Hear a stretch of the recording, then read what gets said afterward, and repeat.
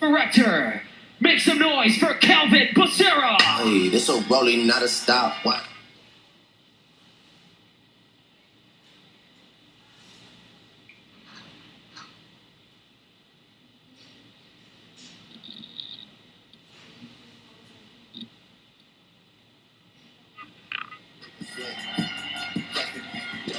Thank you, thank you, thank you.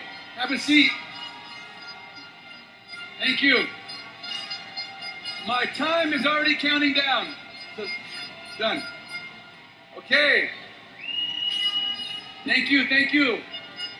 To all my friends in Italy, my family, my team, I love you. Thank you, thank you.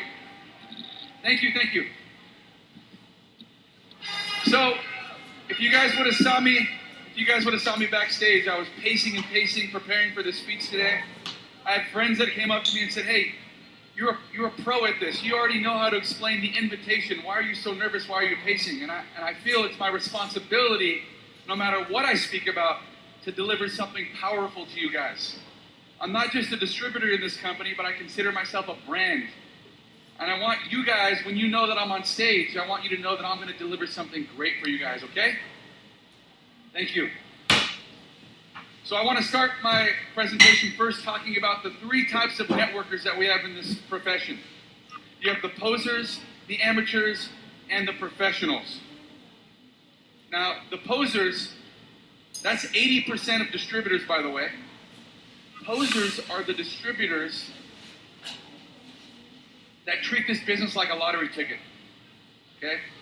They want to put in the least amount of work but have the most amount of results as their outcome, and that's just not going to happen.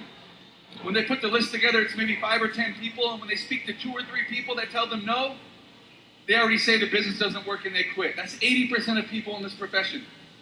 Then you have the amateurs. The amateurs are the people who just want to get lucky.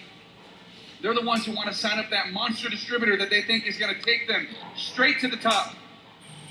They're the ones that rely on timing. They want to get in early. They're the ones that rely on positioning. They want to know, who should I enroll with? Does she have a better position than me? Where can they place me in their organization?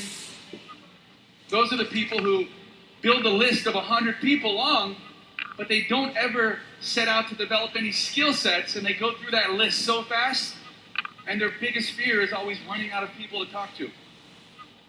And then you have the professionals. Are there any professionals in here? Okay. Everybody raises their hand, but are you really acting like a professional? Those are the people who are focused on first developing skill sets to get the determined outcomes.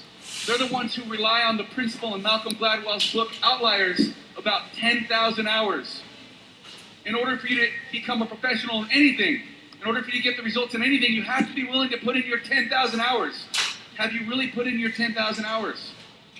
These are the people who are never afraid of running out of people because their focus is always on building new relationships, making new people, building that active candidate list that you learn about in the book Go Pro by Wórri.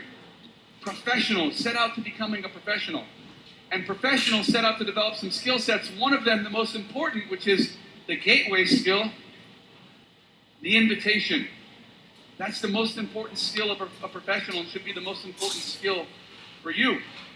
First, you have to decide on which type of person you are when you go out and start inviting prospects to look or see your opportunity. Are you a hunter or are you a farmer? The hunters, they go out there with a target on every prospect they come into contact with. And they want every single person just to do one of two things: become a customer or a distributor. That's all they care about. And what they do is they make everyone feel like they're a target. People get annoyed and they don't want to come around you anymore. Those are the hunters. And then you have the farmers. The farmers are the ones that go out with the intention not of just getting someone to become a distributor or a customer. They're the ones that go out with the intention of building relationships, developing friendships, having meaningful relationships, cultivating the relationships, building trust within the prospects before they do the next two important things, which is invite them to a meeting or a presentation and then share with them a tool or a product. Those are the farmers. we should all focus on becoming farmers in this business because we will have a lot better results that way. Now, when you set out to start inviting, getting people to see your business or getting people to join you, you have to understand that there are 4 different emotions of inviting.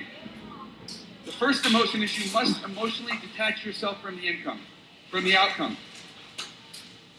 You have to disconnect yourself from the outcome in this business, okay? Because your focus is not on enrolling a new distributor or enrolling a new customer. Your focus is just on helping the new prospect understand and become educated about what it is you do and what your product is and what your company is about. It's just education and understanding first, and then you could follow up and move them from exposure to exposure to exposure. The second emotion is be yourself. So many people in this profession try to be someone they're not. They try to be someone else. They try to be the doctor, the scientist. They try to be the millionaire that they're not. They try to be the successful entrepreneur that they've never been. Just be yourself, because you're going to make people feel uncomfortable if you're not yourself. Bring some passion. Enthusiasm is contagious. Energy is going to give you the best outcome in this business. People are going to be attracted to your energy. So be enthusiastic about what it is you have in your hands. And then have strong posture. What I've noticed about successful people is they are bold, confident, and strong. You have to have strong posture. Now, I want to get into the invitation formula for success. This is the formula for your invitation. 8 simple steps. You can read about them in GoPro. You can learn about them in there. Okay, the book by Éireek, Wórri. 8 simple steps. The first step is just to be in a hurry. Remember, this should only take you 3 minutes to make an invitation to every prospect. And as you practice and practice and practice, and you build that active candidate list, this will become second nature to you. First step is to be in a hurry, okay? Because people are attracted to people who are busy. People who have a lot going on. They want to be that person. So be in a hurry.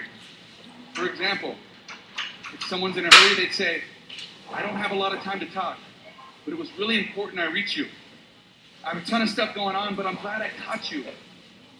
Okay? Or you could say, now isn't the time to get into this, but... Okay?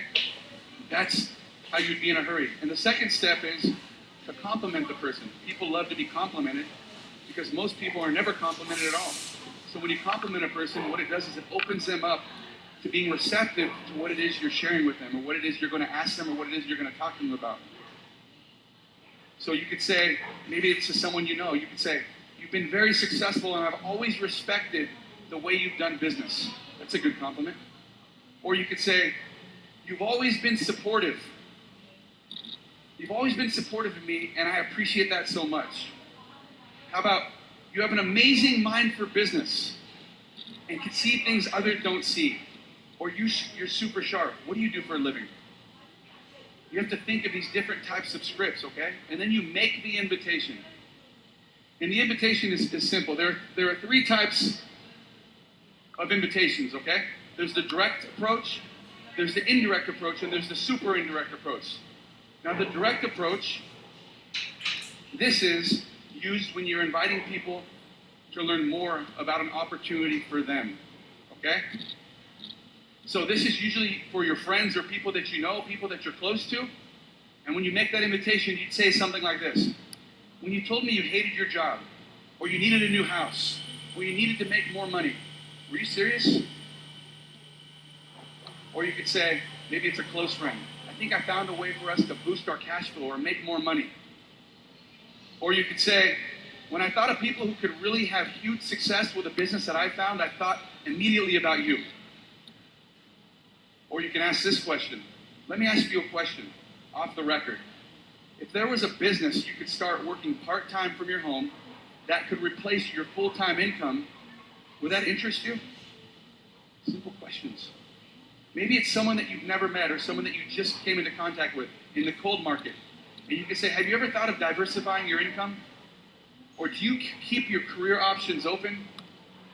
Do you plan on doing what you're doing now for the rest of your life? That's the direct approach. And then you have the indirect approach.